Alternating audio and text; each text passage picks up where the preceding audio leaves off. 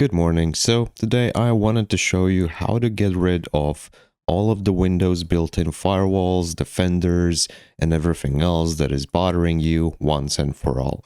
So for do that, just log into your Windows. You're going to need the administrator account. Then in a search, type in virus and threat protection. Click here. This is going to take 2 seconds for it to open. Then we have a section called virus and threat protection settings. Click manage settings here, and then basically you're looking to disable everything that you can see here, like real-time protection. Click here to turn it off. Dev drive protection, turn it off. Cloud delivered protection, turn it off.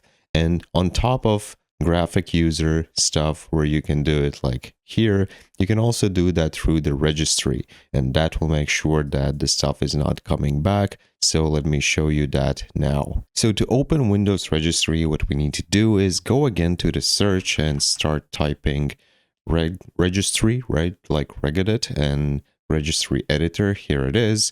So click here. So we're looking to go to HKey local machine, then the software, then we're looking for the policies, Microsoft, and Windows Defender. So once you're in this page, we're looking to click the right mouse button, click new, and create a new DWORD 32-bit value.